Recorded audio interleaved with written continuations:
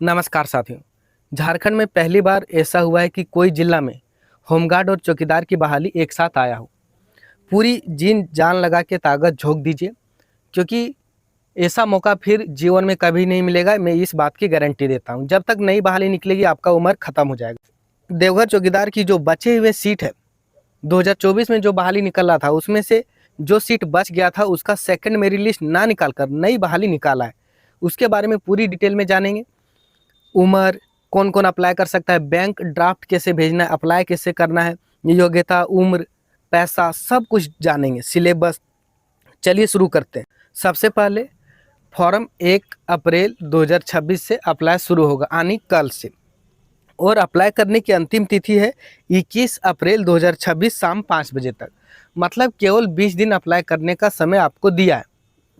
मैं आपको यही कहूँगा कि कल 1 अप्रैल से जैसे ही फॉर्म अप्लाई शुरू होगा वैसे ही अप्लाई कर दें, क्योंकि अप्लाई इसमें स्पीड पोस्ट के माध्यम से करना है। स्पीड पोस्ट के माध्यम से कीजिएगा तो जो पहुंचने में लगेगा डीसी ऑफिस देवघर, वहां पहुंचने में कम से कम 3 दिन लगते हैं, मैंने देखा है। तो आपका फॉर्म सही समय पर पहुंच जाए। लेट करके भेजिएगा तो फिर नहीं जाएगा। उसके बाद आगे है, टोटल जो पोस्ट है वो है 80। कुल मिलाकर 80 पोस्ट पे बहाली आई है, 80 पोस्ट पे। उसके बाद आ जाते हैं परीक्षा शुल्क पे। परीक्षा शुल्क 100 रुपये लगेगा जनरल और ओबीसी को, और एसटी एससी को 50 रुपये लगेगा। ये पैसा जो है आपको बैंक ड्राफ्ट के माध्यम से उपायुक्त देवघर के नाम से आपको बैंक ड्राफ्ट बनाना होगा, 50 रुपये और 100 रुपये का। उपायुक्त देवघर के नाम से जहां आप खाता खुला है वहां जाइए अपने बैंक में और बोलिए कि उपायुक्त देवघर के नाम से 50 रुपये का और जनरल ओबीसी का 100 रुपये का बैंक ड्राफ्ट बना दीजिए।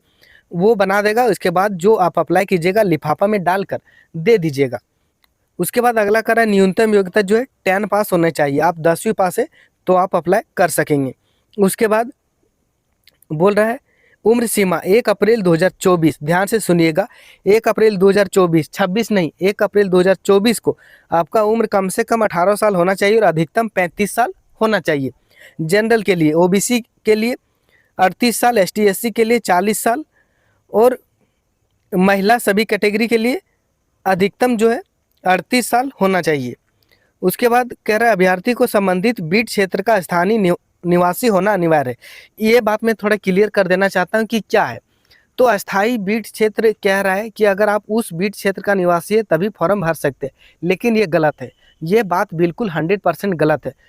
अब की बार जो मेरिट बनेगा वो डिस्ट्रिक्ट लेवल पर बनेगा, जिला लेवल पर। एक मेरिट बनेगा देवघर जिला का। और अगर आपके बीट क्षेत्र में आपका गांव का नाम नहीं है तो भी आप फॉर्म भरिए, आपका फॉर्म एक्सेप्ट होगा। आप फिजिकल पास करेंगे, एग्जाम पास करेंगे, आपका नौकरी लगेगा, इस बात की गारंटी है। अब बीट क्षेत्र की समस्या जो है वो खत्म हो चुकी है। इसीलिए अगर आपके गांव का नाम नहीं है बीट में, फॉर्म भरिए, आपका फॉर्म एक्सेप्ट होगा और फिर आपका जो है नौकरी लगेगा अगर आप पास होंगे तो। उसके बाद लिखित परीक्षा है।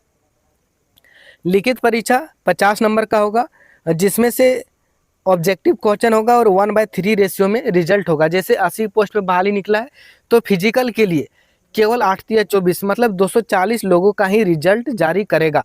240 से ज़्यादा लोगों का रिजल्ट जारी नहीं करेगा। उसके बाद फिजिकल में 240 लोगों को शामिल किया जाएगा। उसके बाद हाइट पे आ जाते हैं। जनरल कैटेगरी का और ओबीसी कैटेगरी का हाइट 160 सेंटीमीटर होना चाहिए।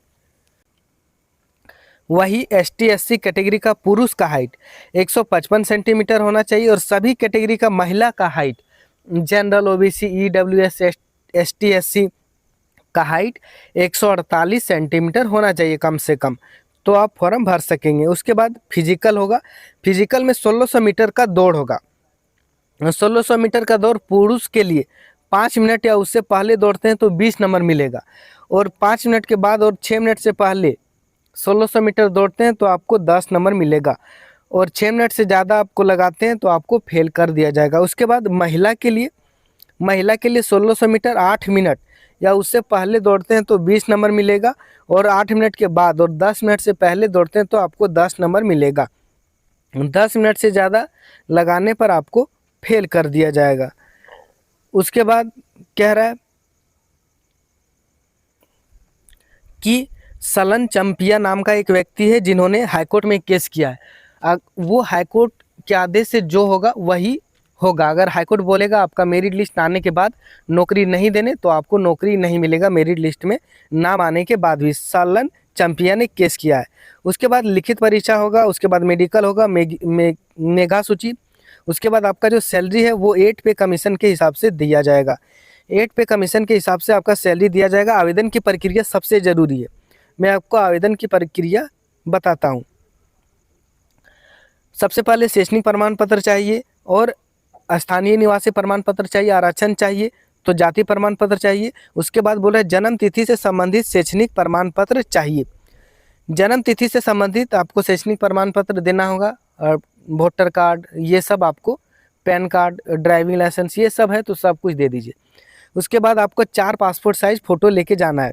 उसके बाद कह रहा है अभ्यर्थी लिफाफा के ऊपर अपना पद का नाम, चौकीदार लिखना है, बीट का नाम और अपने गांव का नाम, अपने पंचायत का नाम, अपने अंचल का नाम, थाना का नाम ऊपर में लिखिएगा और साथ में अंदर में भी।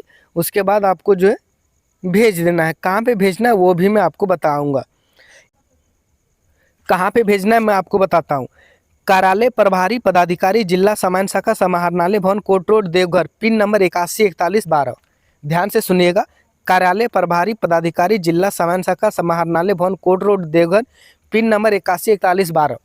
इसी जगह पर, इसी लोकेशन पर आपको जो है फॉर्म पोस्ट करना है। लोकेशन आप ध्यान से देख लीजिएगा, ऊपर में भी लिखिएगा जो आप स्पीड पोस्ट कीजिएगा फॉर्म, और साथ में नीचे में भी।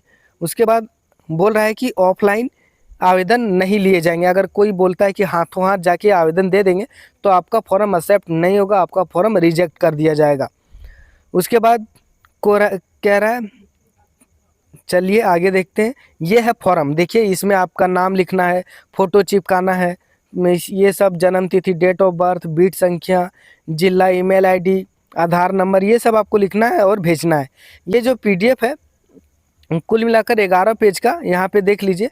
अपने प्रखंड का नाम देखिएगा और साथ में अपने गांव का नाम देखिएगा।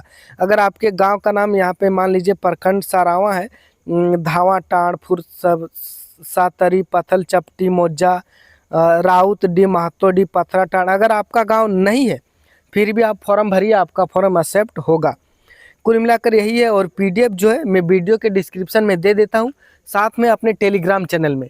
ये पीडीएफ मैं अपने टेलीग्राम चैनल में दे देता हूँ, वहाँ से जाके डाउनलोड कीजिए, पूरी डिटेल में पढ़िए, उसके बाद जाके फॉर्म भरिए।